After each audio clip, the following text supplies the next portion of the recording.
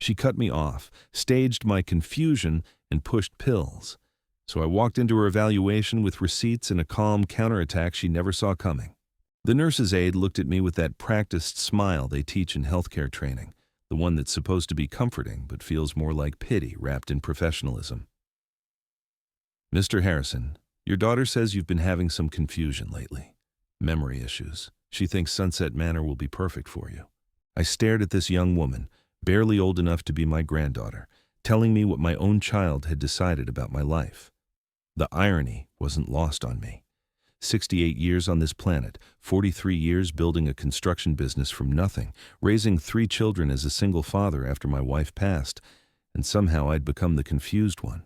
But here's what they didn't know about Robert Harrison. What my daughter Linda didn't calculate when she made her little arrangement. I wasn't confused. I was furious. And fury, properly channeled, can accomplish remarkable things. The intake process at Sunset Manor felt like being processed for prison. Forms to sign, belongings to inventory, medications to review.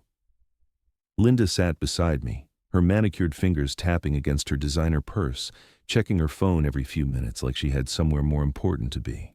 Which, apparently, she did. "Dad, this is really for the best," she said without looking up from her screen. "The house is too big for you now, and with your episodes lately..." Episodes.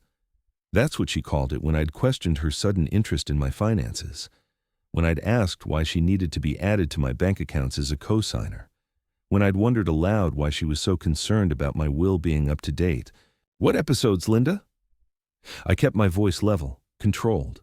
40 years in construction had taught me that the quieter you spoke during a dispute, the more attention people paid. She finally looked up, her expression shifting to that patient tone people use with small children and the elderly. "Dad, you asked me the same question 3 times last week. You forgot about our dinner plans. You left the stove on overnight." Every word was true. Every word was also carefully selected to paint a picture of decline that justified what she was doing. What she didn't mention was that I'd been asking the same question because her answers kept changing. I'd forgotten our dinner plans because she'd changed them without telling me. And yes, I'd left the stove on, but only because I'd been up all night going through bank statements, trying to figure out where $30,000 had disappeared from my savings account. The aide returned with a clipboard thick with paperwork. "Just a few signatures here, Mr. Harrison, and we'll get you settled into your room." I looked at the documents. Power of attorney transfer, medical decision authorization, financial responsibility agreements, each page designed to strip away another piece of my independence, another layer of control over my own life. "I need to read through these first," I said, setting the clipboard aside. Linda's phone snapped shut. "Dad, we've been over all of this. The lawyer explained everything last month." The lawyer. Richard Blackwood, Linda's college roommate's husband, who'd presented these documents to me during what I'd thought was a friendly dinner, who'd explained how much simpler everything would be if Linda could just handle my affairs, how much safer I'd be with professional care. What Blackwood hadn't explained was how much Linda stood to gain from these arrangements, how convenient it was that my house, paid off 30 years ago, would need to be sold to cover the nursing home expenses, how my investment portfolio, built through decades of careful saving, would be managed by Linda's financial advisor friend. "Mr. Harrison?" The aide's voice pulled me back to the present. "Are you feeling all right?" I realized I'd been staring at the wall for several minutes, my mind working through calculations. Not the confused wandering Linda wanted everyone to see, but the methodical planning that had built Harrison Construction from a single truck and a toolbox into a business that employed 47 people at its peak. "I'm fine," I said, picking up the pen.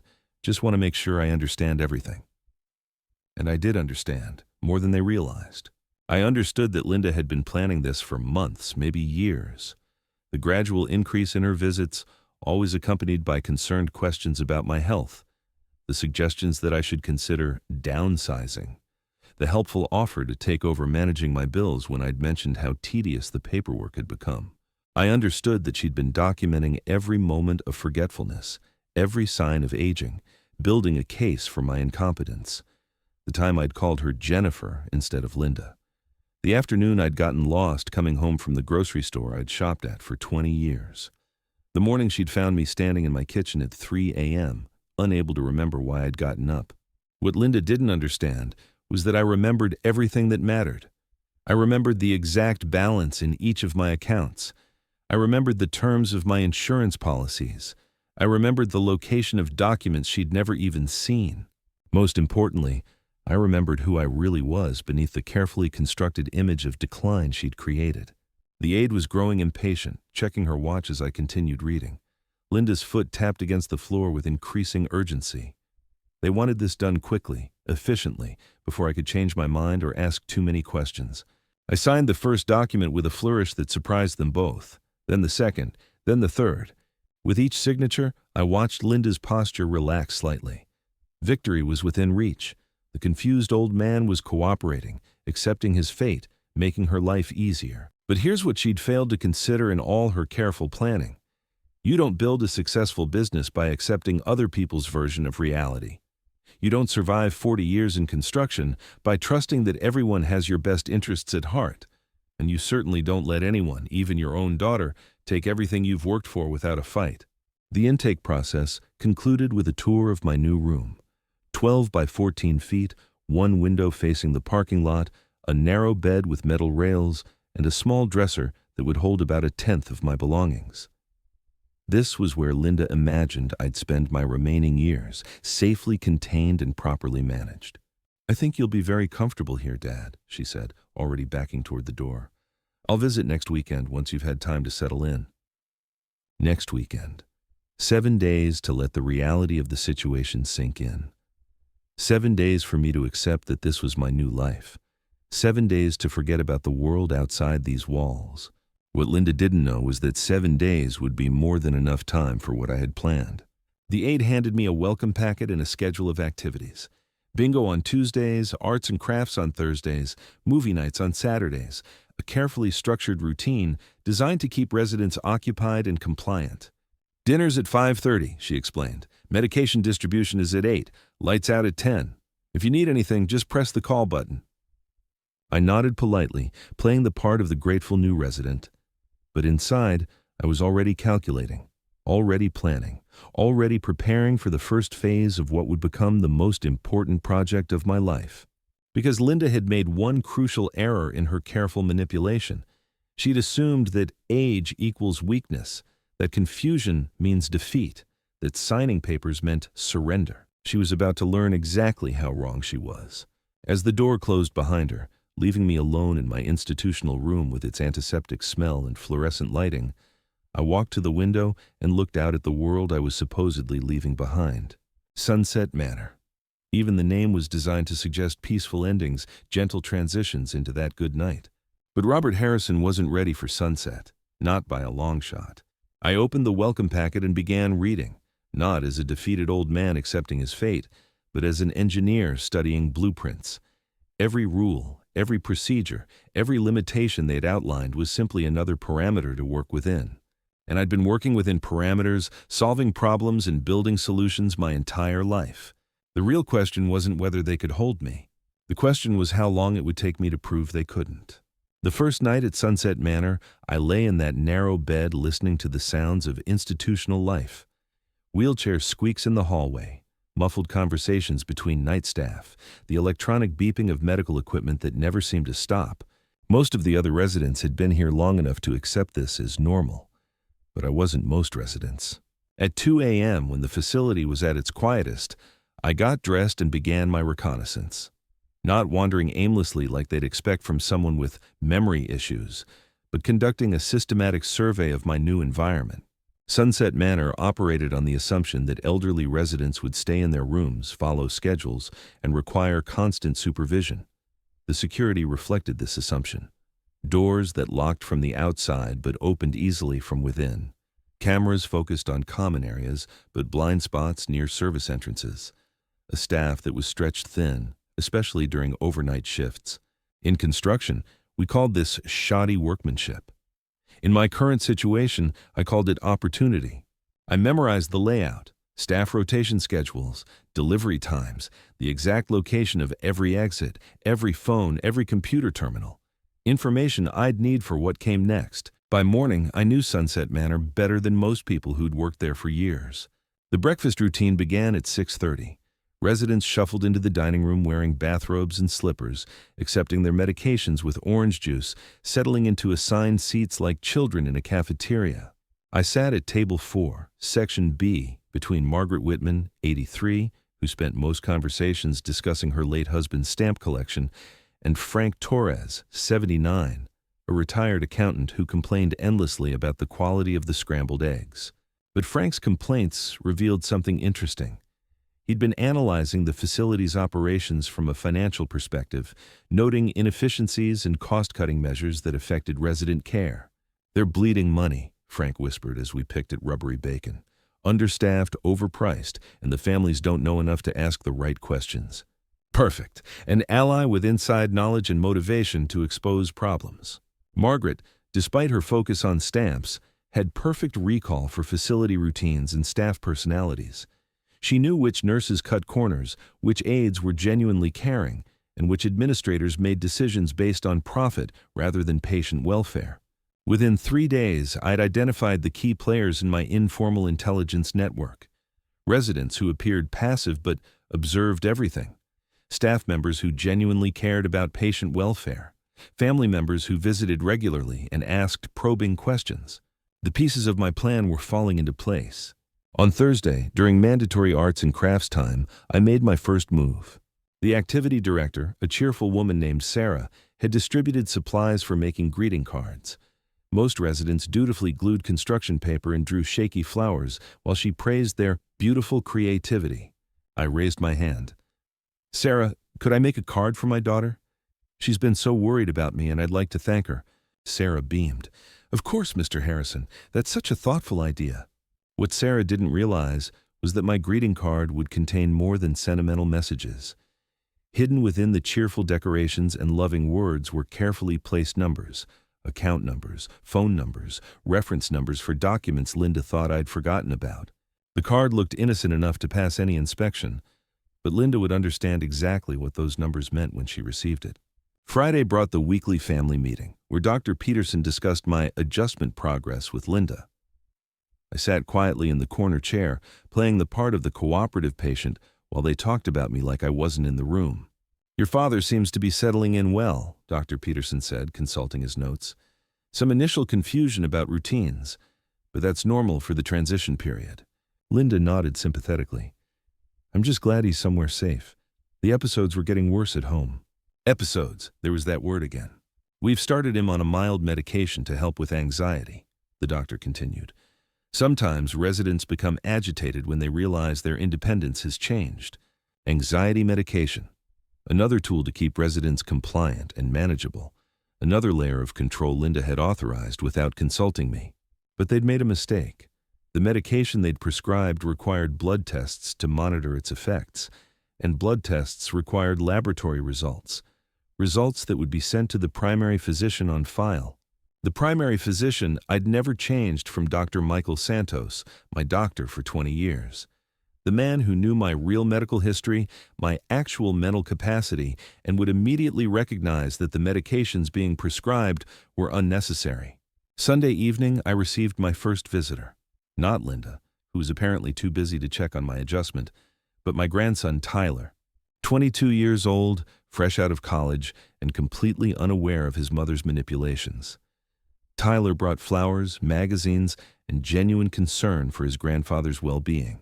"Grandpa, how are you holding up in this place?" I looked around the sterile visiting room, noting the aide who was pretending not to listen from her station near the door. "It's quite an adjustment, Tyler. But you know me, I adapt to new situations." We talked about his job search, his girlfriend, his plans for the future. Normal conversation that would seem innocent to anyone monitoring it. But embedded in our casual chat were specific instructions. The name of my old lawyer, James Morrison, who Linda had carefully excluded from recent legal proceedings. The location of documents in my house that Linda hadn't found. The combination to a safe deposit box she didn't know existed. Tyler was sharp enough to recognize that these weren't random details shared by a confused old man. These were deliberate communications from someone who needed help but couldn't ask for it directly. As he prepared to leave, Tyler squeezed my shoulder. "Grandpa, is there anything you need? Anything at all?" Just knowing you care is enough, son. But if you ever have questions about family history, about the business, about anything important, James Morrison has all the answers." Tyler nodded slowly, understanding passing between us. The following Tuesday, during bingo hour, I noticed something interesting in the facility's daily routine. The administrative offices emptied between noon and 1 o'clock as staff took lunch breaks. Security cameras in that area were older models with predictable sweep patterns, and the computer terminals remained logged in, displaying screensavers but still active. Wednesday, I volunteered to help deliver meal trays, a task that gave me access to hallways and rooms normally off-limits to residents. The staff appreciated my initiative, viewing it as a positive sign of engagement with facility activities. What they didn't realize was that I was mapping every inch of the administrative wing, timing security rounds, and identifying which workstations contained the information I needed. Thursday, Frank Torres casually mentioned that his daughter was a paralegal who specialized in elder care law. She'd been asking questions about Sunset Manor's licensing and inspection records after noticing irregularities in their billing practices. "Seems like they're charging for services that aren't being provided," Frank whispered over lunch. "My daughter thinks there might be grounds for a state investigation." Friday morning, I woke up before dawn and began phase 2 of my plan. The beauty of being underestimated is that people stop watching you carefully. They assume you're harmless, confused, unable to cause problems. They give you just enough freedom to hang yourself, never imagining you might use that rope to climb out instead. I had access to phones during designated calling hours, computer time in the recreation room, visitors who came and went without thorough security checks, mail privileges that were barely monitored. Most importantly, I had the one thing Linda had tried to take away from me, my mind. And my mind was working overtime, processing information, calculating possibilities, and preparing for the moment when I would remind my daughter and everyone else exactly who Robert Harrison really was. The aide knocked on my door at 7:30, just as she did every morning, ready to dispense medications and guide another compliant resident through another predictable day. But this morning would be different. This morning, the real work would begin. At 7:30 sharp, Aide Jennifer knocked and entered with my morning medication tray. Same routine, same cheerful demeanor, same assumption that I was just another docile resident ready for my daily dose of compliance. "Good morning, Mr. Harrison. How are we feeling today?" We, as if my feelings were somehow collective property managed by the facility. "I'm feeling quite well, thank you. Actually, I was hoping to ask you about something." Jennifer paused, pill cup halfway to my hand. Residents didn't usually initiate conversations beyond complaints about food or requests for extra blankets. "Of course, what can I help you with?" I gestured toward the small desk by my window, where I'd been writing letters. "I've been corresponding with some old business associates, trying to tie up loose ends from my construction company. I'm concerned about some financial discrepancies that need addressing before my daughter takes over everything completely." The words were carefully chosen. Financial discrepancies suggested accounting problems, not mental confusion. Business associates implied I still had connections to the outside world, and the mention of my daughter taking over created the impression that this was a willing transition rather than forced confinement. Jennifer relaxed slightly. "That sounds very responsible of you, Mr. Harrison. It's good to see residents staying engaged with their affairs. I wonder if you might help me with something. I need to make some phone calls to sort out these issues, but the calling hours conflict with my physical therapy sessions. Would it be possible to use the office phone occasionally? I'd be happy to pay for any long-distance charges." The request seemed reasonable, a responsible elderly man trying to handle legitimate business matters. What Jennifer didn't realize was that I'd been studying the staff schedules for 2 weeks. I knew exactly when the administrative offices would be minimally supervised. "I think we can arrange something, Mr. Harrison. Let me speak with Dr. Peterson about extending your phone privileges." Perfect. The first crack in their carefully constructed containment system. After Jennifer left, I continued my morning routine of reading and writing letters. But today's correspondence wasn't to old business associates. Today I was writing to the Montana State Board of Health, filing a formal complaint about medication irregularities at Sunset Manor. You see, Frank Torres had been right about the financial irregularities, but he'd missed the bigger picture. Sunset Manor wasn't just overcharging families for services, they were medicating residents unnecessarily to maintain compliance and reduce staffing costs. Easier to manage drugged patients who slept most of the day than alert individuals who might question their treatment or demand better care. The medication they'd prescribed for my supposed anxiety was actually a mild sedative with cognitive side effects, designed to make me more confused, more dependent, more easily controlled.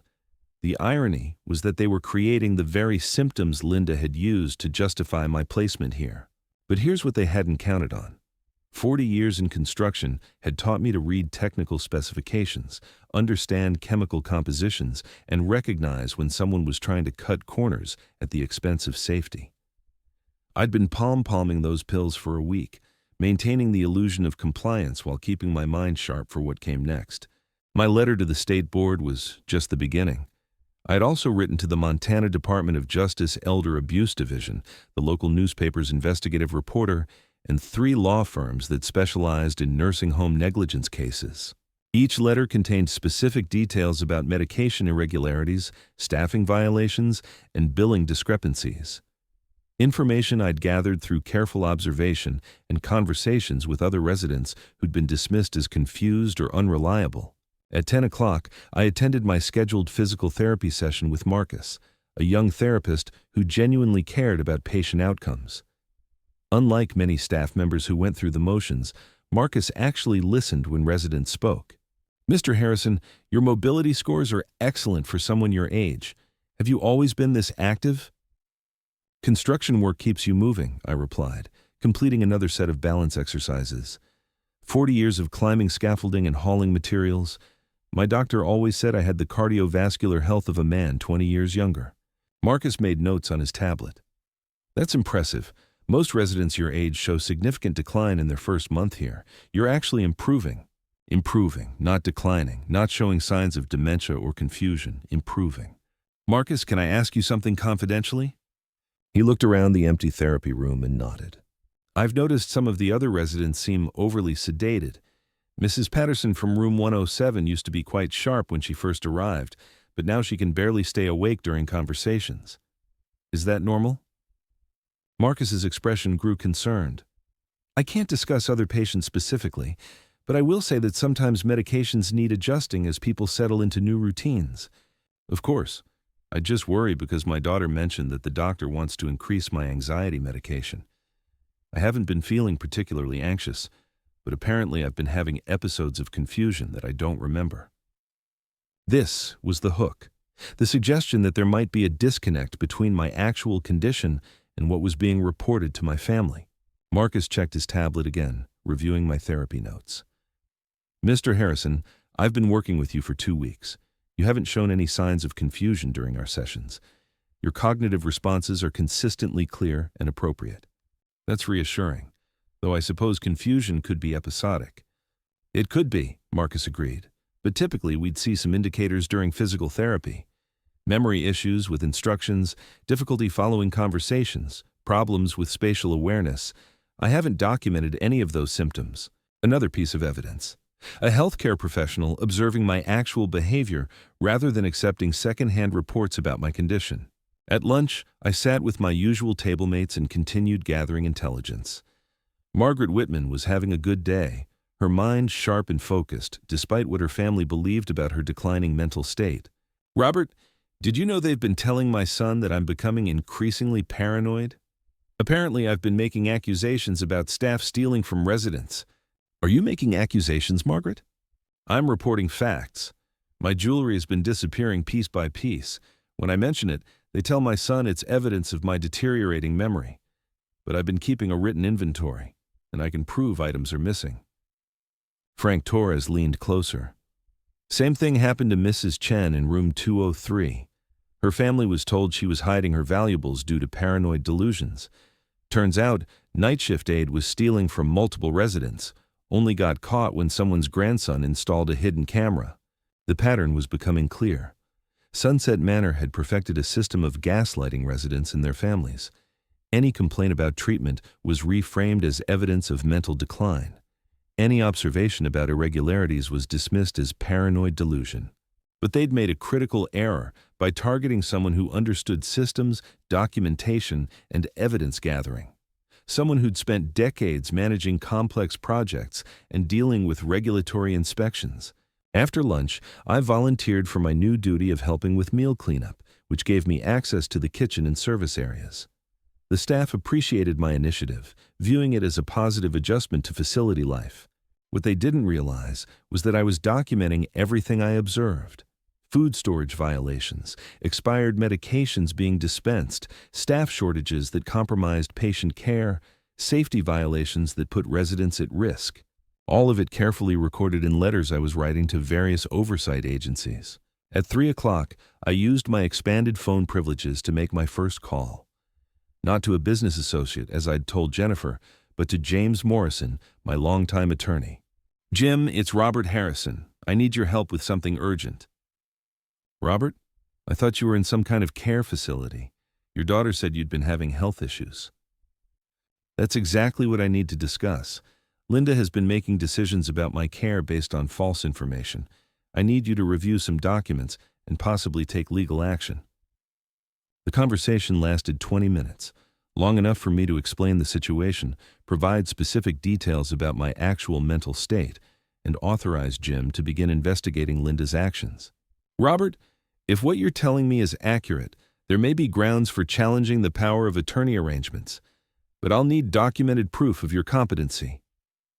"I'm working on that. In the meantime, I need you to do something else. Contact Dr. Santos and request copies of all my medical records. Compare them with what Sunset Manor has been reporting to Linda." "Consider it done. Robert, are you safe where you are?" "For now. But Jim, time is critical. Linda is moving forward with selling my house and liquidating my assets. Once that's complete, it'll be much harder to reverse the damage." After ending the call, I returned to my room to find a surprise visitor.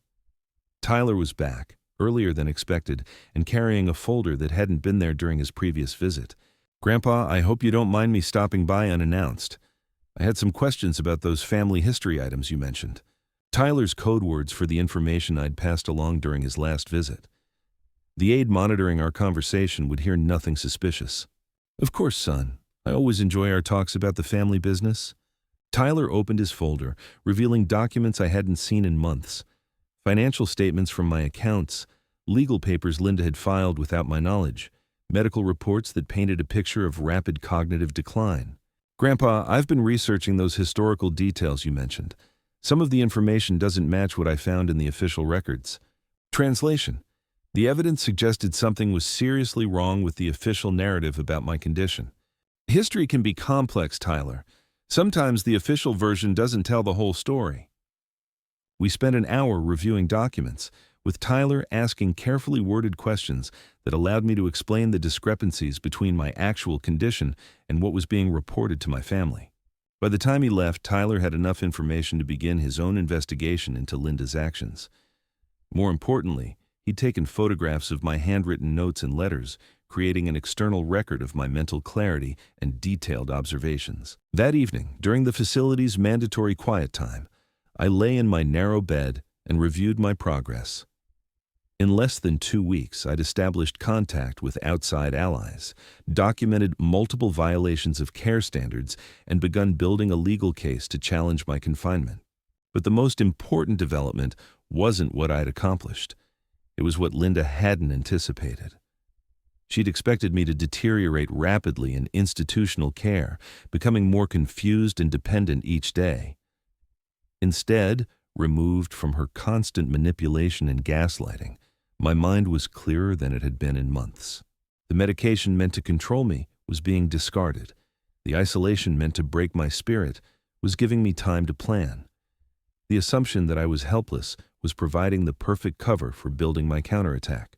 Tomorrow would bring new opportunities. Dr. Peterson's weekly evaluation, where I would demonstrate continued cognitive clarity. Another phone call to my attorney, providing additional evidence. A meeting with the facility's patient advocate, raising concerns about treatment irregularities. Linda had made one fatal miscalculation in her careful manipulation. She'd assumed that age equals weakness, that confusion means surrender, that signing papers meant permanent defeat. She was about to learn that Robert Harrison wasn't just a confused old man who could be quietly warehoused until death made her inheritance convenient. I was an engineer who understood systems, a businessman who recognized fraud, a father who'd been betrayed but wasn't broken. And I was just getting started. The morning alarm chimed at 6:30, but I'd already been awake for an hour, reviewing my notes and preparing for what would be the most crucial day since my arrival at Sunset Manor. Today, Dr. Peterson would conduct his comprehensive evaluation, the one that would determine whether I was adjusting well to institutional care or needed additional interventions to manage my supposed behavioral issues.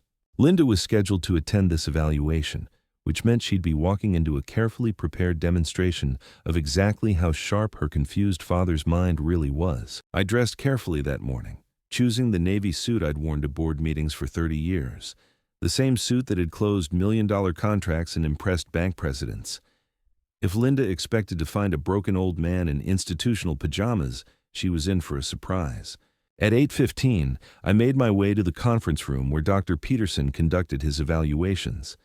The space was designed to feel clinical yet comfortable, with generic artwork and chairs arranged in a circle that was supposed to encourage open communication. Linda arrived 10 minutes late, her heels clicking against the linoleum floor with the urgency of someone who had more important places to be.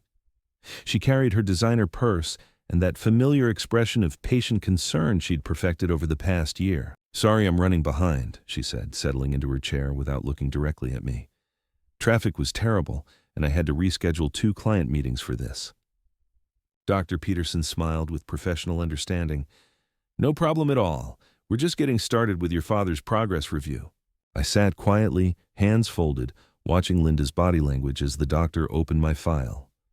She expected this to be a routine confirmation of my declining condition, another step toward complete control over my affairs. "Mr. Harrison has shown remarkable adjustment to facility life," Dr. Peterson began. "His participation in activities has been exemplary, and staff report no behavioral issues whatsoever." Linda's eyebrows rose slightly. "No confusion? No episodes of disorientation?" "None documented by our staff. In fact, your father has been quite helpful with other residents and has maintained excellent cognitive function throughout his stay." The room fell silent except for the hum of fluorescent lights overhead. Linda's carefully constructed narrative was crumbling before it had even been challenged. "Doctor, I think there might be some miscommunication," Linda said, her voice taking on that edge I recognized from business negotiations gone wrong. "My father has been having significant memory issues at home, forgetting conversations, leaving appliances on, getting lost in familiar places." Dr. Peterson consulted his notes. "I don't see any evidence of those symptoms here. Mr. Harrison, have you been experiencing memory problems during your stay?" This was my moment, the culmination of 2 weeks of careful observation and strategic planning. "Doctor, I appreciate your question, but I think we need to address something more fundamental here." I turned to face Linda directly. "My daughter has been telling you about memory problems and confusion that coincidentally began occurring right around the time she started asking to be added to my financial accounts." Linda's face went pale. "Dad, that's not what happened." "Isn't it? Let me refresh your memory, since you seem to be the one having trouble with facts." I pulled out a small notebook I'd been keeping, filled with dates and details. "March 15th, you asked to be added as a co-signer on my checking account. March 22nd, you mentioned I seemed confused about paying bills. April 3rd, you suggested I should consider assisted living. April 10th, you reported that I'd gotten lost coming home from the store." Dr. Peterson leaned forward, his clinical detachment shifting to genuine interest. "The problem with your timeline, Linda, is that I have receipts from that store visit. I wasn't lost. I was making an extra stop at the hardware store to pick up supplies for Mrs. Patterson's broken porch railing, something I'd volunteered to fix because her own children lived too far away to help." Linda's mouth opened and closed like a fish gasping for air. "Doctor, I've been keeping detailed records of my activities, my conversations, and my cognitive function since I arrived here. Would you like to review them?" I handed Dr. Peterson my notebook, watching his expression change as he scanned pages of carefully documented observations, clearly written analyses of facility operations, and detailed correspondence with outside parties. "Biff." "Mr. Harrison, this level of documentation and analysis doesn't suggest cognitive impairment. It suggests someone with excellent organizational skills and attention to detail. That's because I don't have cognitive impairment, doctor. What I have is a daughter who's been systematically creating the appearance of decline to justify taking control of my finances and property. The accusation hung in the air like smoke from a fire that was just beginning to catch. Linda stood up abruptly. This is exactly what I'm talking about. These paranoid accusations, these conspiracy theories.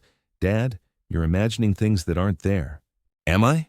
Doctor, could you tell us exactly what medications you've prescribed for me and what conditions they're meant to treat? Dr. Peterson flipped through my chart. We have you on a mild anxiolytic for adjustment anxiety and a sleep aid to help with the transition to new surroundings. And what symptoms did I exhibit that justified these medications? A pause as the doctor reviewed his notes. The medications were recommended based on your daughter's report of agitation and sleep disturbances at home. I see. Doctor, have you observed any signs of anxiety or sleep problems during my stay here? Another pause, longer this time. No. In fact, staff reports indicate you've been sleeping well and show no signs of anxiety or agitation. That's because I haven't been taking the medications. I've been disposing of them and documenting my actual mental state without chemical intervention. Linda's face went from pale to red. Dad, you can't just stop taking prescribed medications. I can when those medications were prescribed based on false information provided by someone who stands to benefit financially from my incapacitation. Dr. Peterson was now studying my file with the intensity of someone recognizing a serious problem. Mr. Harrison, are you alleging that your placement here was based on inaccurate medical information? I'm alleging much more than that, doctor. I'm alleging systematic fraud designed to make me appear incompetent so my daughter could gain control of assets worth approximately $1.2 million. The number hit Linda like a physical blow. She'd never expected me to know the exact value of everything she was trying to steal. Doctor, I have documentation of my actual financial records, medical history from my longtime physician, Dr. Santos, and sworn statements from witnesses who can attest to my mental competency. I also have evidence of unauthorized access to my accounts and forged signatures on documents I never signed. Linda was backing toward the door now, her carefully constructed plan disintegrating in real time. This is insane. Dad, you're having a complete break from reality. The only break from reality here is thinking you could manipulate a man who spent 40 years managing complex construction projects and negotiating million-dollar contracts. I stood up, my full height and presence filling the small conference room. For the first time in months, I felt like myself again, not the confused old man Linda had tried to create, but Robert Harrison, businessman, father, and someone who didn't surrender without a fight. Doctor, I formally request an independent psychiatric evaluation by a physician who has no prior contact with my daughter or this facility. I also request that you contact Dr. Michael Santos at Mountain View Medical to verify my actual medical history and cognitive baseline. Dr. Peterson was writing furiously now. His demeanor shifted from routine evaluation to damage control. Mr. Harrison, I think that's a very reasonable request. I'm also going to recommend that we suspend any current medications until we can reassess your actual needs. There's one more thing, Doctor. I've filed formal complaints with the State Health Board regarding medication irregularities at this facility, not just for myself, but for other residents who appear to be over-medicated to reduce staffing requirements. Linda grabbed her purse and headed for the door. I don't have to listen to this. Dad, when you're ready to be reasonable, call me. Linda. She stopped at the threshold, not turning around. I want you to know that I understand exactly what you tried to do.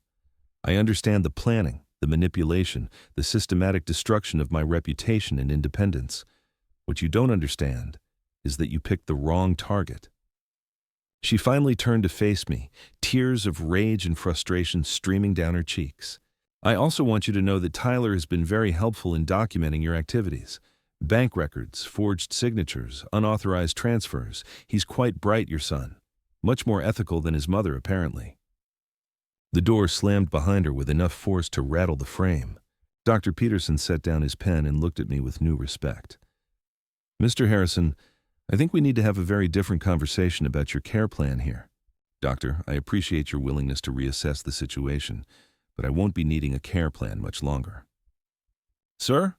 I smiled, feeling genuinely happy for the first time in months. I'm checking myself out of Sunset Manor this afternoon. I have a house to reclaim, assets to protect, and a daughter to have arrested for elder abuse and fraud. The wheels Linda had set in motion were finally turning, just not in the direction she'd intended. The paperwork to discharge myself from Sunset Manor took exactly 47 minutes. I know because I timed it the way I'd timed every construction job for 4 decades. Efficiency matters when you're rebuilding your life from scratch. Dr. Peterson tried to convince me to stay another week for observation, but his heart wasn't in it. We both knew I'd proven my point beyond any reasonable doubt. The independent psychiatric evaluation he'd ordered was just a formality now. Insurance against lawsuits Linda might file later. Mr. Harrison, are you certain you have adequate support at home? He asked, processing the discharge forms with obvious reluctance. Living independently after institutional care can be challenging. Doctor, I was living independently quite successfully until my daughter decided I wasn't competent to manage my own affairs. The only thing that's changed is my understanding of who I can trust. The irony wasn't lost on me. 24 hours ago, I'd been a confused old man requiring supervised care. Today, I was walking out the front door with my cognitive abilities validated by the same medical staff who'd been medicating me for imaginary symptoms. I called Tyler from the lobby payphone, watching through the windows as other residents shuffled through their morning routines. Most of them genuinely needed the care they were receiving. But how many others were trapped here by family members who found warehousing elderly parents more convenient than providing actual support? Grandpa, you're calling from the facility? I'm calling from the lobby, son. I just discharged myself. Could you pick me up? I have some business to attend to and I'll need transportation until I sort out what happened to my truck. Tyler's silence stretched long enough that I wondered if the connection had dropped. When he spoke again, his voice carried a mixture of relief and apprehension. Grandpa, Mom's been calling me all morning. She's saying you had some kind of breakdown during your evaluation, that you're making wild accusations against her. Tyler, I'm going to ask you a direct question, and I need an honest answer. After reviewing those documents I mentioned, after seeing the evidence you've gathered, do you believe your grandfather is having a breakdown? Another pause, shorter this time. No, sir, I think my mother has some serious explaining to do. Good. Because in about 2 hours, she's going to have to do that explaining to Detective Morrison from the county sheriff's office. Elder abuse is a felony in Montana, and financial exploitation carries a mandatory minimum sentence. The lobby fell silent around me as other visitors absorbed the implications of my phone conversation. Word travels fast in small communities, and Linda's reputation was about to become very public knowledge. Tyler picked me up in his beat-up Honda, the same car I'd helped him buy when he graduated high school. As we drove through familiar streets toward my house, I felt something I hadn't experienced in months, the satisfaction of coming home on my own terms. My house looked smaller than I remembered, but that was probably because I'd been seeing everything through the lens of institutional life for 2 weeks. The lawn needed mowing, the mailbox was overflowing, and Linda's attempts at staging the property for sale were obvious in the fresh paint and strategically placed flowers. She's been showing it to real estate agents, Tyler said, following my gaze across the yard I'd maintained for 30 years. 3 different companies have been through here since you went to Sunset Manor. Has she found a buyer? She got an offer last week, asking price, cash deal, closing in 30 days. She was planning to tell you it was necessary to pay for your long-term care. I walked up the front steps I'd built with my own hands, inserting my key into the lock Linda had assumed I'd never use again. The house smelled stale from being closed up, but it was my staleness, my home, my life she'd tried to package and sell. The first thing I noticed was what wasn't there. Family photos had been removed from the mantel, probably to depersonalize the space for potential buyers. My workshop tools were missing from the garage. Personal documents I'd kept in my desk drawer had vanished. Tyler, help me check something. We walked to my bedroom closet, where I moved aside hanging clothes to reveal a small wall safe I'd installed 20 years ago. The digital lock still recognized my fingerprints, clicking open to reveal documents Linda had never seen. Original will, dated 3 years ago, leaving everything to my children equally. copies of all financial statements from before Linda gained access to my accounts, power of attorney documents that required 2 witnesses and a notary, not the single signature Linda had forged. Most importantly, a sealed envelope containing a letter I'd written to myself 6 months ago, when I'd first begun suspecting Linda's manipulations, but couldn't prove anything concrete. I opened the envelope and read my own handwriting from half a year earlier. If you're reading this, it means your suspicions about Linda were correct. Trust no one except Tyler and Jim Morrison. The evidence you need is in the safe deposit box at First National, Box 247. The key is taped under the bottom drawer of your workbench. Tyler watched me read, his expression shifting from curiosity to concern. "Grandpa, what does it say?" "It says I've been planning for this day longer than your mother realized. It also says we have one more stop to make before Detective Morrison arrives." First National Bank was busy with Monday morning customers, but the safe deposit box area was nearly empty. Tyler waited in the main lobby while I accessed Box 247, retrieving documents I'd been quietly gathering for months. Bank statements showing unauthorized withdrawals from my accounts, copies of checks Linda had forged with my signature, documentation of the $30,000 she'd transferred to her personal account while claiming it was for my medical expenses. Most damaging of all, a recording device I'd placed in my kitchen after becoming suspicious of Linda's increasingly frequent visits. Hours of conversations where she discussed her plans with friends, her frustration at my refusal to sign certain documents, her impatience with waiting for me to die naturally. The recording that would end her schemes forever was from 3 weeks before my placement at Sunset Manor. Linda's voice, crystal clear, explaining to someone on the phone how she was documenting my confusion to build a case for incompetency. "The old fool doesn't suspect anything," she'd said. "A few more incidents, some testimony from that quack psychiatrist I found, and I'll have complete control. The house alone is worth $400,000, and that's just the beginning." I locked the evidence in my briefcase and returned to Tyler, who was nervously checking his watch. "Grandpa, Detective Morrison is supposed to meet us at the house in 20 minutes. Then we'd better head back. Your mother is about to have the worst day of her life." Detective Morrison was exactly what you'd expect from a small-town sheriff's investigator. Methodical, thorough, and completely unimpressed by Linda's attempts to charm her way out of trouble when she arrived at my house 30 minutes after our scheduled meeting. "Mrs. Patterson, thank you for joining us. I understand you have power of attorney for your father's affairs." Linda glanced nervously between the detective and me, probably calculating whether she could still salvage the situation through manipulation. "Detective, my father has been experiencing significant cognitive decline. His accusations today are just further evidence of his mental deterioration. I've been trying to protect his interests and ensure he receives appropriate care." "I see. And this cognitive decline, when did it begin?" "About 6 months ago, maybe longer.